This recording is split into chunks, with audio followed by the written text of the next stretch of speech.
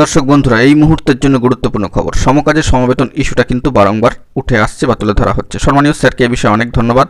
কার্যত স্কুল ছুটদেরকে যারা স্কুলে ফিরিয়ে নিয়ে আসেন, খুবই গুরুত্বপূর্ণ বিষয়টা, পার্শ্ব শিক্ষক সহ অন্যান্যদের প্রসঙ্গ।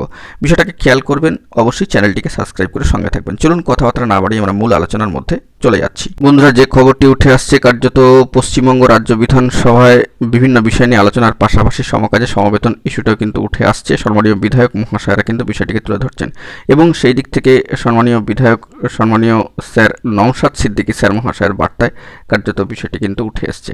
স্কুল শিক্ষাকে সচল রাখার জন্য এবং স্কুল ছুটদেরকে যারা স্কুলে ফিরিয়ে নিয়ে আসেন, অর্থাৎ চুক্তিভিত্তিক যারা আছেন বা এজেন্সির মাধ্যমে যারা নিয়োগ করা হয়েছে, পার্শ্ব শিক্ষক, এনএসকিউএফ, আইসিটি কম্পিউটার টিচার থেকে শুরু করে যারা আছেন, তাদের সাম্মানিকের দিকে আমাদের মাথায় রাখতে হবে। সমকাজে সমবেতনের ব্যাপারটা দেখতে হবে, এই মর্মে কার্যত বার্তা তিনি বক্তব্য রেখেছেন, বার্তা দিয়েছেন।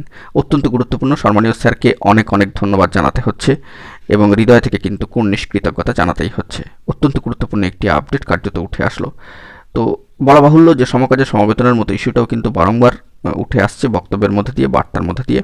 সে বিষয়গুলোকে কিন্তু রাখা হচ্ছে কার্যত পশ্চিমবঙ্গ রাজ্য বিধানসভায়। তো এখন এটুকুই, ভালো থাকবেন। জরুরি তথ্যবহুল আপডেটগুলি পাওয়ার জন্য চ্যানেলটিকে অতি অবশ্যই সাবস্ক্রাইব করে নিয়ে সঙ্গে থাকবেন। ধন্যবাদ।